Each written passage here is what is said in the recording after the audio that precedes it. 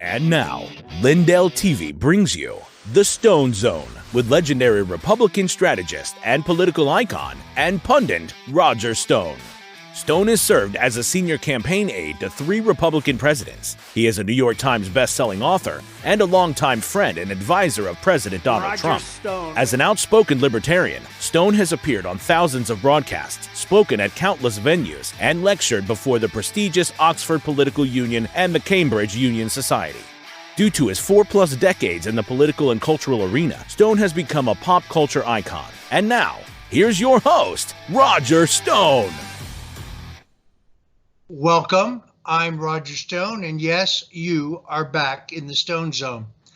Last night, I had the distinct privilege of appearing on the premiere edition, the premiere episode of Laura Loomer's great Rumble-based show, Loomer Unleashed. We had a phenomenally large audience. I hope you had an opportunity to see it. By all means, I urge you to subscribe and follow Laura Loomer here on Rumble. Of course, you can follow us at rumble.com/RogerStone. You can see us on numerous platforms, but we invite you to subscribe to us there as well. There you see it, rumble.com/RogerStone. We're here every day at 5 o'clock Eastern, 4 o'clock Central. We're talking news, politics, history, style, fashion, food, and well, way more. So please follow us at rumble.com/RogerStone. President Donald Trump had a reaction to the growing concern across the country that with so many millions of illegals now being admitted to the United States, that there would be some terrorist act of violence against a U.S. citizen. We wanted to show this last night. We ran out of time. Let's roll that, if we may. But as I've already said many, many times before, I will immediately reinstate and expand the wildly successful Trump travel ban on entry from terror-plagued countries, territories, and places. They ended it. And it just kept us safe. We wouldn't let people come in from certain countries where there's tremendous terror. Makes sense, right? If you're coming from somewhere full of people who want to kill Americans, we will not let you in. We worked very hard on that. As you may know, the president's travel ban was upheld in the U.S. Supreme Court. Now the question, of course, is it realistic to think that if he returns to the White House, that he could deport millions of people who entered the country illegally? President Dwight Eisenhower actually successfully deported 1.3 million illegals, proving that it is not impossible. This is among the topics that we will discuss with our guest today. Joel Gilbert is a conservative documentary filmmaker who is based in Los Angeles. He's best known for exposing the truth about Barack Obama in 2012 in his epic film Dreams of My Real Father, as well as his 2016 blockbuster on Bill Clinton's real black son, Danny Williams. His other films include No Place Like Utopia, The Art of the Insult, and of course, we've had him here at the Stone Zone multiple times to talk about his blockbuster Michelle Obama 2024, her real life story and her plan for power. We're going to touch on some of that today as well.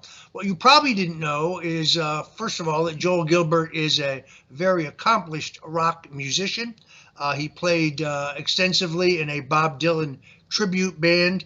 He probably knows more about Bob Dylan and his music than perhaps any person alive.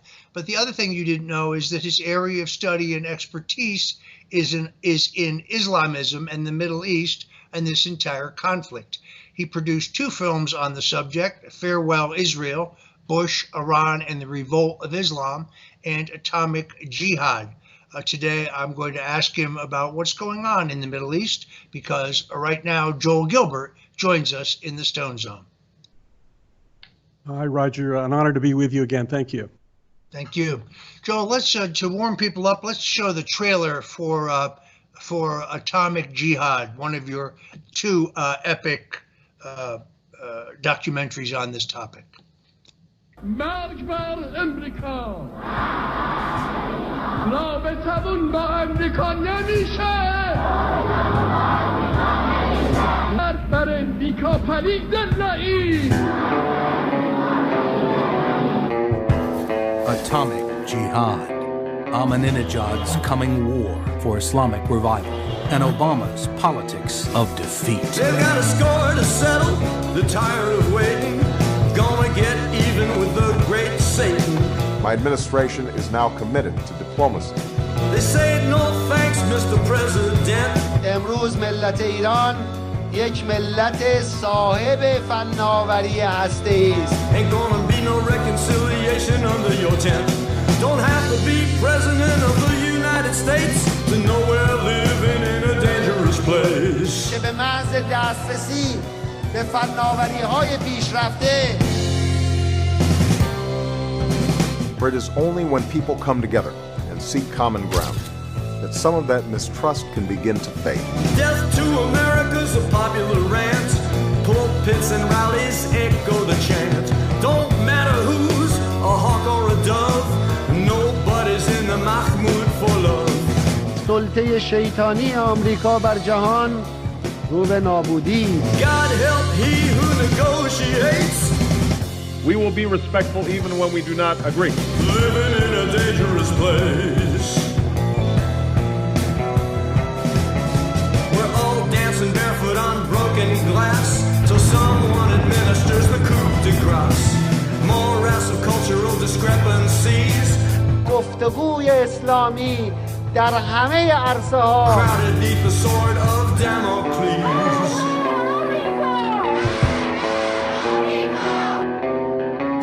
For the most powerful weapon in our arsenal is the hope of human beings. When you're sure you're right and the other side's wrong, God's on your side and your arsenal's strong. I am not naive. War has been declared, you ought to be scared. Hope! Hope! A stone's throw from a doomsday scenario. Riding a camel or driving Chevrolets. We believe in dialogue. It's a dangerous place. Does anybody really understand the situation? All of us share common aspirations. Are you ready for the end of the equation? اضمحلال قدرت اهریمنی آمریکا به صدا در آمده است. Pay close attention now and you'll find out why we're all living in a dangerous place. A fellow citizen of the world.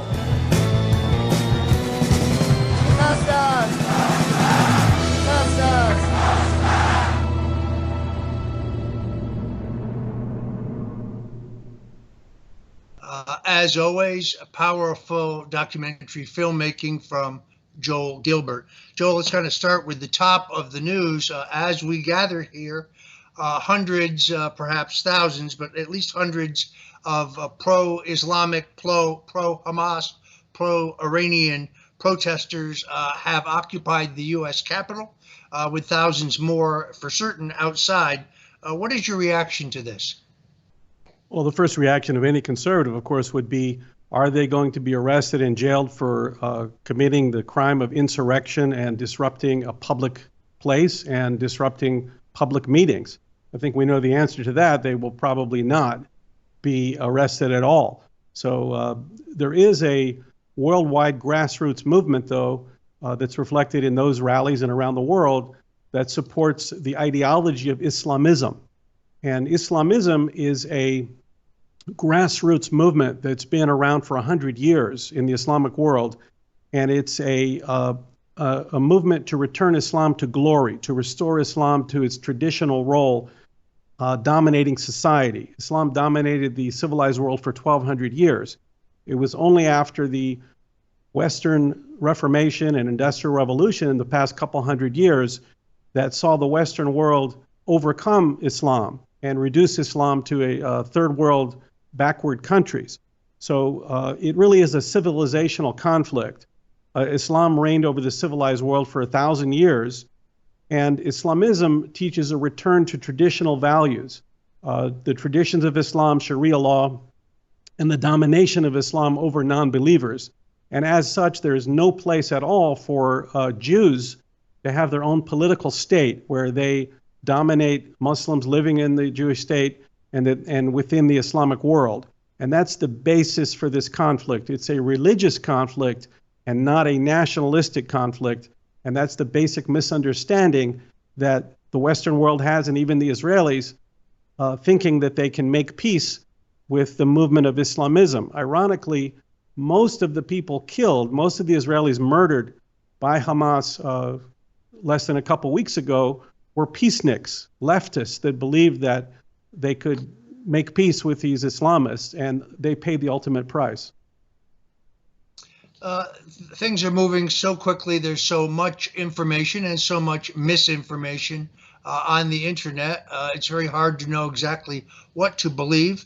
The world was shocked by claims that the Israelis had bombed a hospital in Gaza. But in retrospect, based on what I've seen later this afternoon, that appears not to be accurate. Any thoughts on that? Yeah, it's just one of many examples where the Hamas health ministry puts out a statement saying that the Israelis had bombed a hospital and killed 500 people, and all the anti-Israel Islamist supporting countries, Egypt, Jordan, and so many others that are trying to appease the Arab street simply agreed with it and condemned Israel, including Mahmoud Abbas of the PLO. And of course, in reality, we find out that it was the Islamic Jihad who had a rocket misfire and simply landed in a parking lot, and there was very little loss of life, after all. But when you see those videos they're showing, you can learn what Gaza is really all about. That's another big misunderstanding. If you look at the skyline, just Google Gaza City, and it looks like Fort Lauderdale. There's high-rise apartment buildings, there's restaurants, there's a beautiful boardwalk on the oceanfront property. And the way they've achieved this lifestyle is through billions of dollars of donations from the UN, the United States, and the Europeans for so many years. So people don't understand that Gaza is some kind of, Fort Lauderdale of the Middle East. Now, some other things about Gaza people don't know is that most families have 10 kids. 10 kids is a normal family size. And these Palestinian Islamists fully expect to lose one or two of their kids in a conflict with Israel. And they're proud of it. It's called shaheed. It's a martyr. Their children become martyrs, and it's a great honor for their family. And I think in the West, we also don't understand the role of Iran and why Iran is so rabid in supporting Islamist anti-Israel groups like Hezbollah and Hamas. And this has to do with the inner Muslim conflict over many centuries.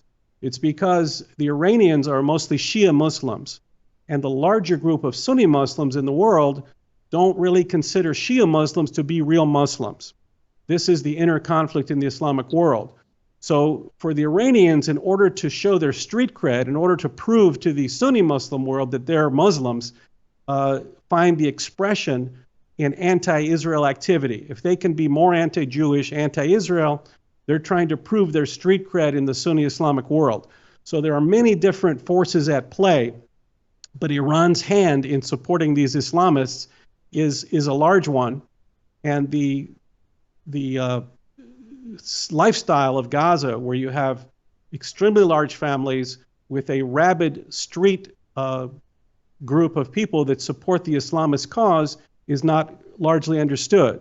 The Biden administration would have people believe that Hamas is just a couple of bad guys and they're oppressing the Palestinians, who, as soon as they get rid of Hamas, are going to break out in Western democracy. But that's not the case at all. So we know that the Obama administration endeavored to reach a nuclear weapons deal with the Iranians, in which they sought to pay them millions and millions of dollars, some of it on the books, some of it, as we now know, off the books, literally pallets of cash, in return for a promise that they would not use the money to develop nuclear weapons. Why we would believe them, I have no idea. Candidate Donald Trump campaigned on and kept a promise to end that deal. but it appears to me like former Secretary of State John Kerry spent the 4 years of the Trump administration and several years of this administration endeavoring to get that deal back on track. That appears to me to be a violation of the Logan Act, but you're not allowed to have your own foreign policy in this country, unless, of course, you're a liberal Democrat, I guess. What exactly is the Biden administration seeking to achieve here? And a two-part question. Do you agree with those who say the unfreezing of the $6 billion in assets for Iran was a triggering event in this attack on Israel? I think it was a triggering event, but the background of the idea of appeasing Iran and trying to make a nuclear deal with Iran and paying Iran money for hostages, this all has to do with what I call leftist political fantasies. Leftists have political fantasies, and they try to implement those fantasies into the real world, and it always ends up blowing up in their face. In 2005, Israeli leftists thought that if they gave Gaza to the PLO, the Secular Palestine Liberation Organization terror group, that peace would break out. That was their fantasy. And it failed almost immediately. Hamas was voted into office by the Palestinian Islamist public, and Israel's had to fight a war about every 2 years, and have simply kicked it down the road, thinking that, well, we'll just put up some missile defense system, and every couple of years we'll bomb them, and then they'll stop. And that's how they've dealt with it. But now it's completely blown up in their face in the form of a massacre and a possible regional war. So too would any deal between Obama or Biden, or Biden as we now call it, with the Iranians. It's a political fantasy based on misunderstanding of the true intentions of the Iranians. The Iranians are Islamists. They believe in Islamic supremacy, and they would use that deal to achieve nuclear weapons, and then use the threat of using them, or use them to achieve Islamic domination over the non-believers. Political fantasies are almost always fatal. Marxism is a political fantasy about how humans could live as ants in an anthill, and everybody's going to look the same and act the same, and everyone's going to be happy. And Marxism turned out, the governments that adopted this ideology killed 150 million of their own citizens to try to force it down their throats. So everything that Biden is messing around with the Iranians is based on a fantasy that's going to blow up, just as the Israelis' fantasy of giving Gaza to the PLO has blown up in their face. Joel, in 1973, almost exactly 50 years ago, I think 2 weekends ago, Israel was the target of a surprise attack by the Egyptians and the Syrians, much to the surprise of their vaunted intelligence agency in the 1973 Yom Kippur War. Israel avoided total annihilation in that conflict only when President Richard Nixon decided to airlift $36 million worth of lethal aid to the Israelis, who were out of ammunition and had their backs to the sea. More recently, we've had this surprise attack. Given the reputation of Israel's superior intelligence agencies, how is it possible, I just asked this as a question, how is it possible that Israel was taken by surprise in these attacks in Gaza? I think the surprise attack will be a subject of a thorough investigation when this war is over by the Israelis. The way I see it now, it was a series of about 5 or 6 big misunderstandings. The Israelis thought that the Hamas group was contained, that by simply bombing them about every 2 years, the worst they would ever do is shoot off some missiles. They didn't really imagine that they would attack and massacre 22 villages in the vicinity. They were lulled into a sense of security by the fact that the Qataris were delivering billions of dollars through the Israelis to Hamas. Hamas had requested work permits for more Gazans, which they approved. So I think the Israelis were lulled into a false sense of security over the situation being stable really over 15 years, and got caught in an unimaginable situation. But as you mentioned, in 1973, Nixon came in and supported the Israelis militarily, just like the Biden administration is doing. However, you may recall that after the Israeli military victory, Henry Kissinger came in and ensured an Israeli political defeat at the end of the war. by guaranteeing certain areas in the Golan and the Sinai be given up to Egypt, and initiating a diplomatic process that eventually came into becoming the Camp David Accords, where Israel had to cede the entire Sinai. So I'm very suspicious of what the Biden administration is up to. We already see that they're talking about telling the Israelis to limit casualties, to get aid into the Gaza Strip. There's probably a number of caveats and things that they're doing to prevent the Israelis from winning the war, but they will help them win the war. But afterwards, you can see that the Biden administration is already talking about Palestinian statehood, the fact that saying that the Palestinian people are different from Hamas and they don't support Hamas.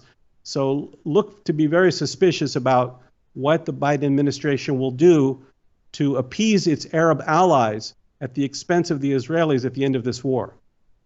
You raise an excellent point. I was going to make the point that Nixon airlifted that support to Israel over the objections of Dr. Kissinger, over the objections of the Joint Chiefs of Staff, including Admiral Thomas Moorer, over the objections of his entire foreign policy apparatus. It may have been among his finest hours, but I do see the same thing going on now, where it appears that the Biden administration is trying to limit Israel in terms of targets, in terms of weaponry, in terms of casualties, yet they seem to be putting no such restrictions on the Ukrainians. What do you think of that? Well, look, we've seen more coverage from war correspondents in Israel in 1 week than we've seen war correspondents in Ukraine. We haven't seen a thing out of Ukraine. I think it's because the war is not going like the Biden administration tells us it's going. That's why we never see a damn thing. So the Ukraine war remains this $100 billion mystery of money that goes out, and no one really knows what happens other than we're told it's going great. But the Biden administration, don't forget, is made up of handlers of Joe Biden who are far left socialist radicals who want to remake America. And they are largely anti-Israel and pro-Palestinian. So I'm very concerned that the restrictions that they've told Netanyahu that he has to do in the conduct of the war, and I'm sure they're planning that as soon as Hamas is out of the way, they're planning on implementing something to make a Palestinian state, or completely put in billions and billions of more dollars to Gaza that will ultimately harm Israel. I don't know that the Israelis actually have a military plan in place to deal with Hamas, because Hamas has about 30,000 fighters. Now, 20,000 of them can simply go back to their apartments, and maybe only 10,000 could fight the Israelis, when they come in. And after an Israeli victory, they're going to leave eventually in a couple of months, and they'll just take over again. So there really is not a clear option for victory for the Israelis except for one thing. If they were to raise Gaza City, in other words, knock down hundreds of high-rise buildings and turn it into a tent city, then Hamas could come out and rule it all they want, and it won't make a difference. I believe only that type of massive destruction on Gaza City will ensure an Israeli victory. Anything short of that, and I think Hamas will still be there. Is a real problem here not Hamas, but in fact Iran that has very sophisticated nuclear weapons? Look, there's rumors that I've heard for many years that the Iranians purchased several nuclear weapons from the Ukrainians when the Soviet Union fell apart. So we really don't know their capabilities and what they have. Certainly, the Iranians are hell-bent on this idea of eradicating Jewish political control over any part of the Middle East, because it doesn't fit in with the idea of Islamic revival, restoring Islam to its glory where it dominated Western civilization. That's why no Jewish state can ever be acceptable of any size. And unless the Iranians are kept in a bottle like Donald Trump did, he put sanctions on them, he didn't allow them to develop missiles, he limited their oil sales, all the things that kind of kept them in place and kept them on the defensive, Joe Biden has removed. I think it's even today that all of their restrictions on missile technology have now been lifted. They're actively negotiating a nuclear deal. They've given billions and billions to Iran. So the United States has made tragic mistakes in supporting Iran and uncorking the Iranian agenda, probably without realizing it. And I'm concerned, just like with how the idea of giving Gaza to the PLO was a political fantasy, so too does the Biden administration live in a political fantasy that if they give Iran all this money, that they will become more westernized and good actors. In fact, we see that they simply become themselves, and that is not something that the United States can ultimately live with, or Israel. Joel, because I'm a giant fan of your filmmaking, I want to show your other trailer. This is the trailer for Farewell Israel, Bush, Iran, and the Revolt of Islam. امروز ملت ها بیدار شدند. بدانید اقیانوس خشم ملت های منطقه به تلاطم خواهد آمد و ریشه رژیم صهیونیستی را. Farewell, Israel, Bush, Iran, and the Revolt of Islam. The confrontation between Islam and the Jews began in the Prophet Muhammad's time and continues to this day.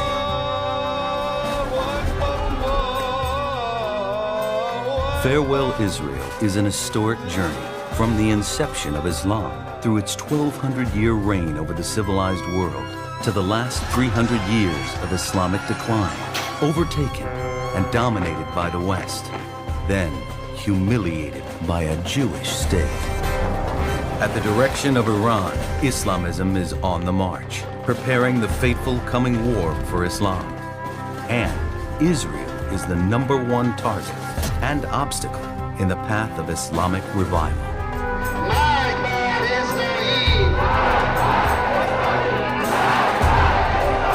Israel wants peace, but does not understand Islamic society and its values. With vigilance, determination, courage, we will defeat the enemies of freedom. Meanwhile, George Bush played into the hands of Al-Qaeda. ایران دارای فناوری صنعتی هسته‌ای است. And Iran is acquiring strategic weapons to defeat Israel and return Islam to past glory. Misunderstanding is leading to a coming war, which will have devastating consequences for the West, and worst of all, for Israel.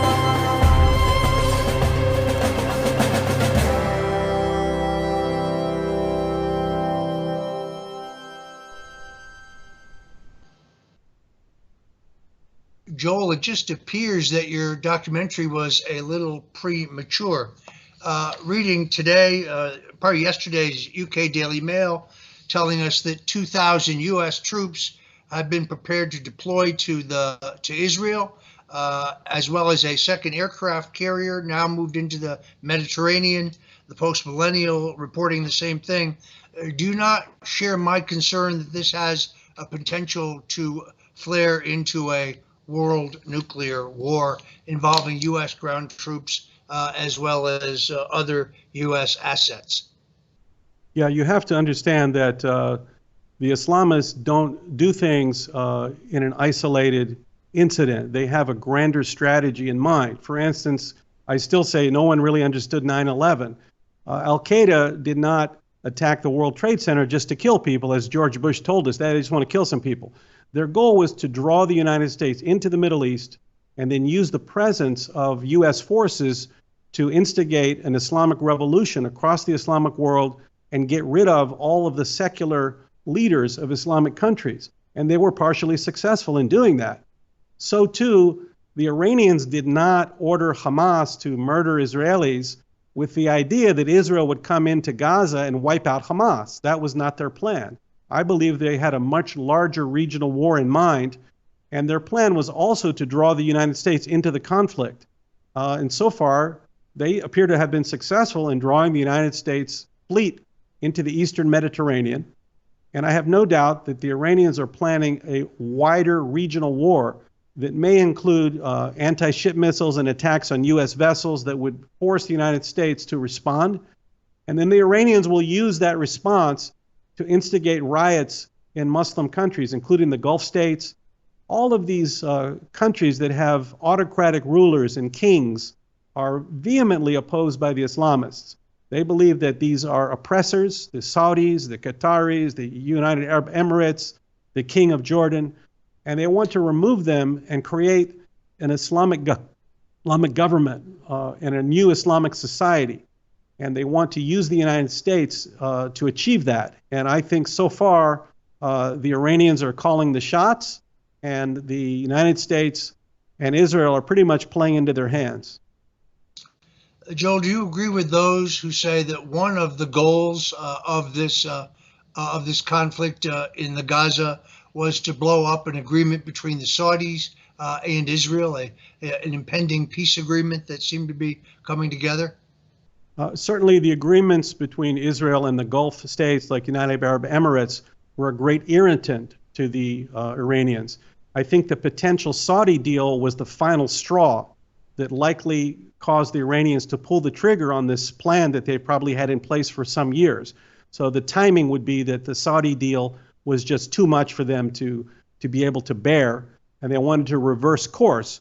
But ultimately, the enemy of Iran is not only Israel, but the Saudi royal family, the Qatari royal family, all of these people that they view as illegitimate rulers of Islamic populations, and they seek to eliminate them as well as the Israelis.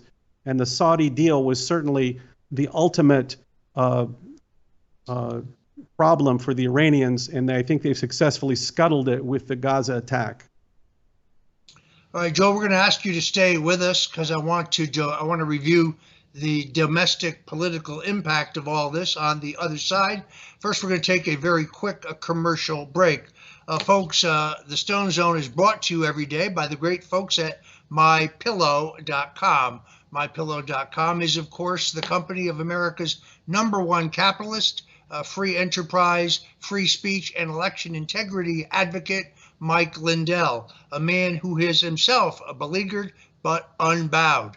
Here's a special commercial that he made to bring your attention to a very special deal available at MyPillow right now. Hello, everyone. I wanted to get in here and interrupt this great show by my great friend Roger Stone. And what we have is we have the best special ever, exclusive to Lindell TV, and that is we have everybody knows the towel sets, right? That's a 6-piece towel sets. If you go down to the radio podcast, we've got our, right there they are. It's $29.98. We're closing them out. We're closing out the towels. We have our new Shapir long staple, our new design on the right there. Those are on sale too. But what the exclusive for our listeners and anyone watching Roger's show here, you get, there they are. We're closing these towels out. Once they're gone, they're gone. They're only, I believe there's 3 colors left, 6-piece towel sets. This is what I wanted to do to help out all our great hosts here, and Roger's one of the best. So use the promo code STONE, and you get it for $29.98 for a 6-pack set. Otherwise, you call this number 800-858-0402. Use that promo code STONE. My operators are standing by. You're helping MyPillow. You're helping yourself with these great products, and keep watching Roger's great show here on Lindell TV. Thanks, Mike Lindell. You saw it yourself, folks. There's many, many great products at MyPillow.com. Check out some of my favorite, the dog beds, also suitable for cats, the pet blankets in 3 sizes, the all-season slippers, the MyPillow sandals, the MyPillow throw blankets, the MyPillow waffle blankets, the mattress toppers. All great products, all available at MyPillow, but be sure to use promo code STONE so you get those deep, deep discounts. Mike Lindell appreciates your support, as do Mrs. Stone and I. Please go to MyPillow right now and use promo code STONE, and God bless you for it. Returning now with my guest, Joel Gilbert, documentary filmmaker. It'd be nice if I could get him to play the guitar sometime on the show, but maybe when we celebrate the victory of Donald Trump in 2024. Joel, that's an open invitation. You can play on the air when Trump returns to the White House. Okay, that's a deal. The question here is an obvious one. Donald Trump was probably the best president ever in terms of Israel policy. Numerous Republican presidents pledged that they would move the capital to Jerusalem. None of them did so. Trump did do so. The historic Abraham Accords, peace accords. I don't think any of this would have happened, none of it, if Donald Trump were still in the White House. What do you think? I'll agree. Certainly, Donald Trump had all of America's enemies, Israel's enemies, frozen out from their agendas. They realized that any aggression against Israel or the United States would be met with the power of the United States. Now we see how weak Joe Biden is and how his policies have led to enemies of the United States and enemies of Israel going on the move. And you can see Biden showing up in Israel. I think it's a desperate attempt to shore up some kind of support, looking for some kind of foreign positive victory of some kind, just like Jimmy Carter, who was such a failing president, put together the Camp David Accords thinking that that might help him politically. I think Biden's handlers thought by sending Biden to Israel that would help him politically, possibly, but the trip fell apart while he was on the way because of this bogus hospital bombing that never really happened, and the fact that the Arab states bailed out of meeting with him. So Donald Trump was good for the economy. He was good for America. He was good for our allies. It was all the smart conservative policies that Donald Trump implemented, including moving the embassy to Jerusalem, which kind of was a catalyst for the peace and stability we had in the Middle East under Donald Trump.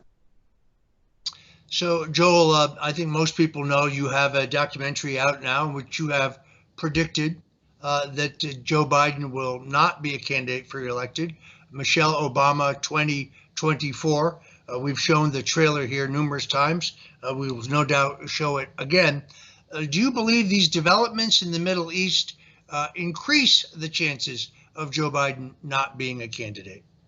You know what? I think that the events in the Middle East show how chaotic it is with Joe Biden.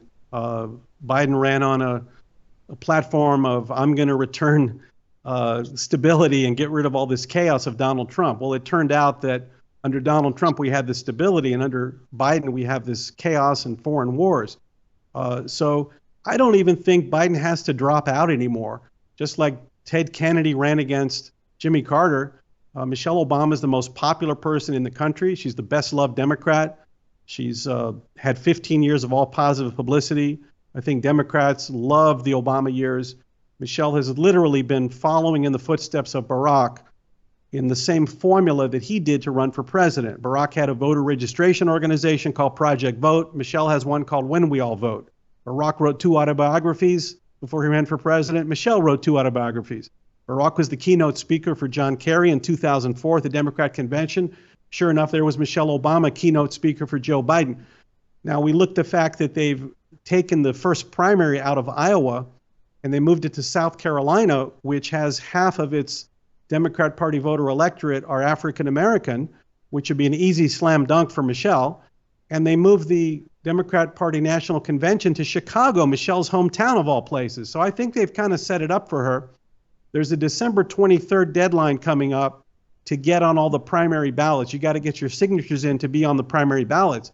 So I'm predicting that Michelle's going to make a move sometime in November to be able to get on the primary ballots. Biden does not have to drop out. No one's going to support him. Nobody wants him. They think he's too old. The Democrats don't like him. He's got a terrible record. The down ballot Democrats are terrified he's going to pull down the ticket. So I think it's going to happen. Now, very interestingly, Michelle Obama typically tweets 3 times a day. Look at her Twitter account. 3 times a day she's been tweeting for years about politics and outreach to minorities and women. Since October 7th, the day of the Hamas attack on Israel, she has not tweeted at all. It's day 13, and Michelle Obama is completely silent. And I think this tells you what she's up to, because she doesn't want to come out against Hamas because she might alienate the far left Democrats. She doesn't want to offend Jewish voters, so she's not tweeting anything. So I think the Obamas are going to make their move, and it's going to be in a few short weeks. Joel, I think that's a very shrewd analysis. Even I am surprised at how large the pro-Islamic faction in today's modern Democratic Party is. This is, after all, the party of Harry Truman, who founded the State of Israel. It's really pretty shocking. Fortunately, we were able to grab your trailer. Let's show the trailer for Michelle Obama 2024. They could run Michelle Obama. And if they do, welcome Michelle Obama! Michelle Obama is the most popular woman in America. You know I hate politics. You can forget about the disclaimer. I'm convinced that Michelle Obama is running for president in 2024. Systemic racism, pepper spray, and rubber bullets on peaceful protesters. She's following the exact same formula that Barack did to become president. Michelle was the keynote speaker at the 2020 Democrat convention, just like Barack was in 2004. Barack once ran a voter registration organization. Now, so does Michelle. That's how we change America. Also, Barack Obama based his candidacy on his personal story. Michelle has done the exact same thing. But like Barack, Michelle tells a life story that is more fiction than fact. Maybe somebody's going to discover that I shouldn't be here. Now, come along on an investigation into the real Michelle Obama and her plan for power.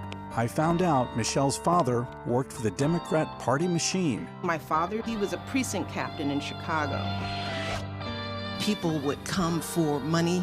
It turns out Michelle was never a part of the black community. In that household, there was fear. You talk like a white girl. You could get your butt kicked if you talk like a white girl. What was going on in the 70s was what we called white flight. The only person doing white flight in the 1970s was Michelle Robinson. You're told by a school counselor you're not Princeton material. You're black, maybe you're stretching. Michelle was no victim of racism. In fact, Michelle has been running from the black community her whole life. Hyde Park is the best neighborhood. And Michelle sold out the black community working for the mayor of Chicago. This is turning into a ghetto. You better run. They just take our home like this, yeah. And she sold them out as a hospital executive, kicking poor black patients out of the ER. Yeah, like that. I learned that to get power, Michelle pretends to be part of the black community she exploited all her life. Lo and behold, trying to pay your own rent. Imposter syndrome. All-out war between the pigs and us. And it turns out Michelle's close friend and mentor was an anti-American radical. The politics of fear. Because of fear. Your fear. They want you to be afraid of change. We're working to change the future of this nation. We need you. Are you in? Fundamentally transforming the United States of America. And to transform America, Michelle plans to rule America come Election Day 2024.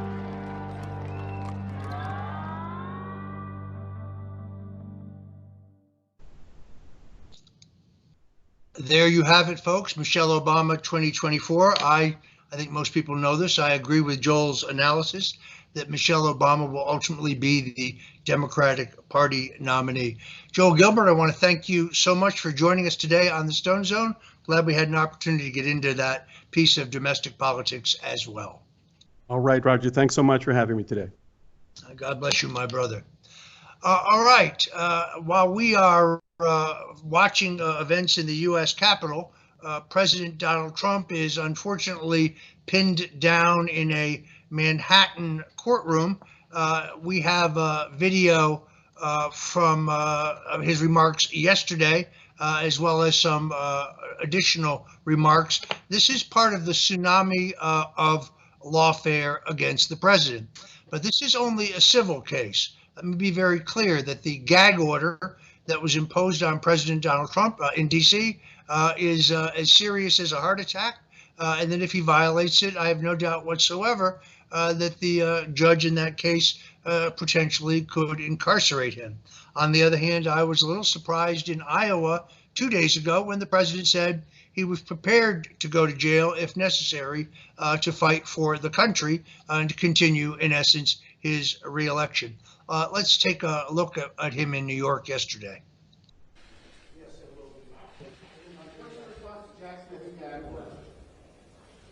So, ladies and gentlemen, thank you very much. We're at a trial today that should not be taking place. As you know, the head of Deutsche Bank recently just testified, and he said that Trump did nothing wrong. We made a loan. We were very happy with the loan. We got paid back. There were no defaults. It was a very good transaction, and he would do it again. He was a very powerful witness. And we have other executives coming in from banks that will say the same thing. This is a disgraceful situation. This is an attorney general, Letitia, that went out and campaigned on, I will get Trump. I will get Trump no matter what. I'll get Trump, I promise. I'll get him. We have 2 tapes on her now that have come out since the trial because people took tapes of her because they couldn't believe her ranting and raving like a lunatic. But this is the Attorney General of New York State, Letitia James, and she should be allowed to be Attorney General. She's defrauded the public with this trial. She said that Mar-a-Lago, she convinced the judge that Mar-a-Lago was worth in Palm Beach, Florida, the most expensive land in the world, I guess. And the most expensive houses definitely in the world. At Mar-a-Lago, the biggest house, the most spectacular place in all of Florida, was worth $18 million when it's worth approximately, could be close to 100 times that amount. And based on that testimony and based on her convincing the judge that Mar-a-Lago was worth $18 million instead of $1 billion to $1.5 billion, which would sell very easily, which we've already proven, but we'll have people come up and say that and prove it, the most important people, the brokers that make the sales. But based on that, he ruled against me. He ruled fraud. I mean, he said fraud. They are the fraudulent people because they ruled a house that was worth 18. They put down it's worth 18 million, and it's worth maybe close to 100 times that amount. And based on that, they ruled against me, having to do with fraud, which is a big statement. But they are the frauds because the house is worth $1 billion, $1.5 billion, 750 million, which is worth a fortune. Most expensive house probably in the world, and they said it was worth $18 million, and they don't do anything about it. But based on that, and also Doral, they have Doral at a very low number, and it's worth many times the number that they put. So they chose to do this. So I just want to say the head of Deutsche Bank came in. He said we were great, the loan was great, everything was fine, and it was perfect. And this was their witness, wasn't even my witness. And we have other bankers coming in saying the same thing. We built a great company, got a lot of cash, got a lot of great assets, got some of the greatest real estate assets anywhere in the world. It's really been an honor to have built it, and we worked hard with my family. And my children are involved in this, and they don't deserve to be involved in this. This is a witch hunt by a radical lunatic attorney general. It shouldn't be allowed to be an attorney general. She's horrible. And it's very unfair. We don't get a jury trial. There's no jury. And we don't have any choice. Somebody said we could have checked a box or something. We don't check a box. This is a statute that was never used before, never once used before for anything like this. I'm the first one. Isn't that nice? And I should be in Iowa now. I should be in New Hampshire now. I should be in South Carolina now or someplace else campaigning. The good news is we're about 60 points up on everybody, and we're leading Biden by 11. And that's why they're doing this, because this is all coming out of Washington.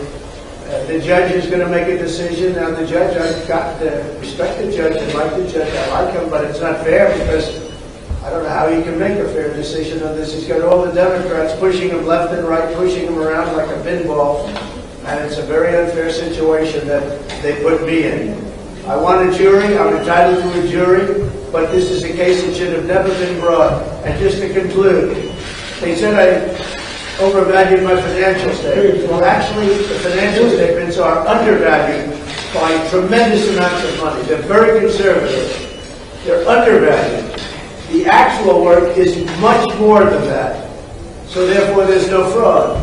They don't mention that there's a disclaimer clause. There's a big disclaimer, which it says basically do your own due diligence. Don't even rely on the financial statements. Again, the financial statements are, the actual statement is very much less than the actual work. The the actual worth is higher, so therefore it's very conservative, and that's what the banks got. And therefore there's no fraud. Then there's no fraud because there's a disclaimer clause at the beginning and all throughout the financial statements. It says, do your own work, do not rely on these statements. 100% do not rely on these statements. And third thing is, I was tried under a statute that's never been used before that doesn't allow you to have a jury. I'm not allowed to have a jury. I never heard of that before. I don't get the option. If I begged for a jury, they wouldn't give me a jury. I get no jury. The judge is going to make a decision. He's a Democrat judge. He's very liberal. And I believe he's under a lot of pressure. This is a rigged trial. This is a rigged situation. And our country can't stand these things. And the people of our country understand it. We're being railroaded. And I have other trials where being railroaded. You saw yesterday when they take away my right to speak. I won't be able to speak like I'm speaking to you. And I'm not saying anything wrong. I'm saying the truth. I won't be able to do this with that trial. Because the judge, which of course we're appealing, because the judge said basically I don't have a right to speak. And I'm the #1 candidate leading the Republicans by 55 or 60 points. That should be over. And leading Joe Biden. And I'm being restricted. My speech has been taken away from me. I'm a candidate that's running for office, and I'm not allowed to speak. This is a railroading. It's all coming out of the Department of Justice. It's all set up by Biden and his thugs that he's surrounded with to try and sneak out an election victory that he's not entitled to win because he's been the worst president in the history of our country. Thank you very much. All right. We also have a short statement by one of President Trump's lawyers, Alina Habba. Let's run that. Yeah.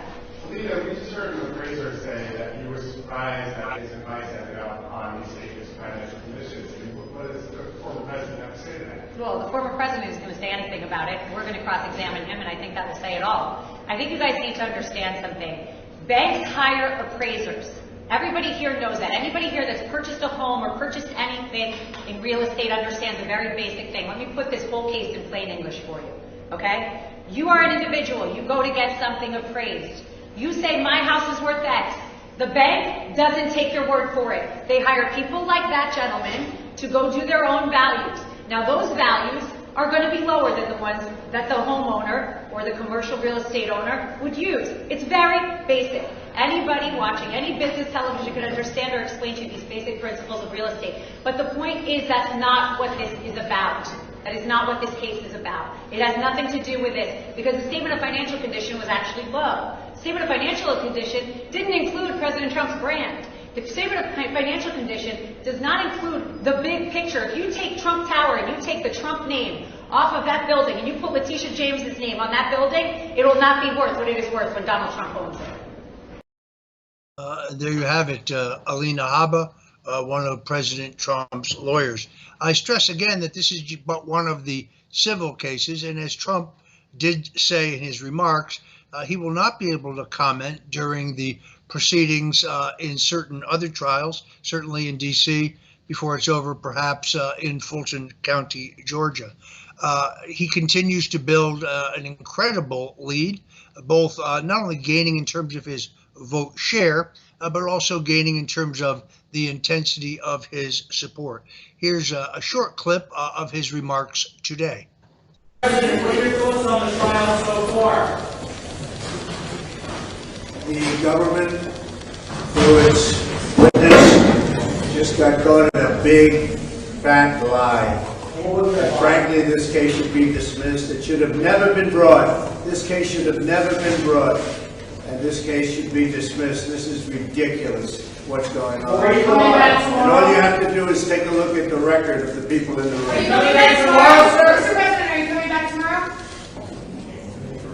You going to Derry on Monday?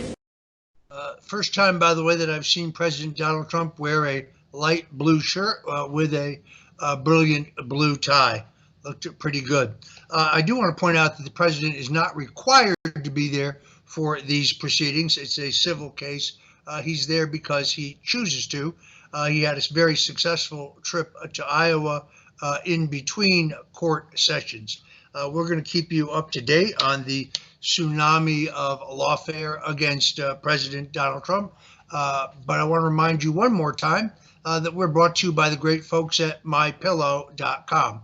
So if you love the Stone Zone, if you love what we are doing here, if you like our journalism, if you like our daily interviews, please go to mypillow.com and use promo code STONE.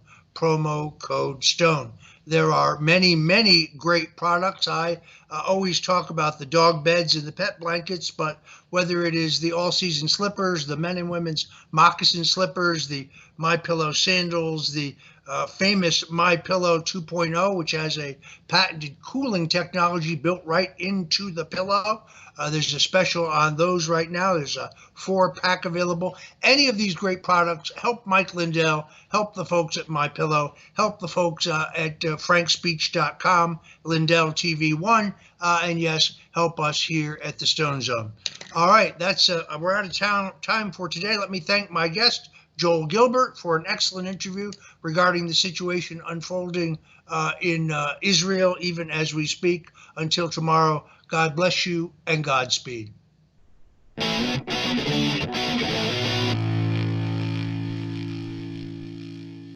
Hello, everyone. I wanted to get in here and interrupt this great show by my great friend Roger Stone.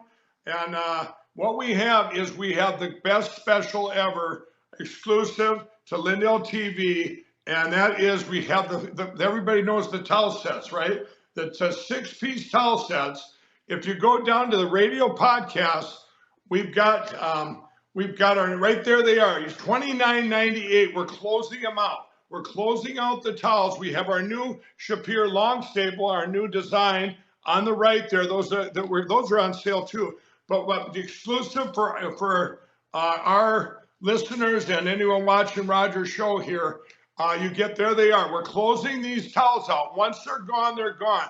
There only, I believe there's 3 colors left, 6-piece towel sets. This is what I wanted to do to help out all our great hosts here, and Roger's one of the best. So use the promo code STONE, and you get it for $29.98 for a 6-pack set. Otherwise, you call this number 800-858-0402. Use that promo code STONE. My operators are standing by. You're helping MyPillow. You're helping yourself with these great products, and you keep watching Roger's great show here on Lindell TV.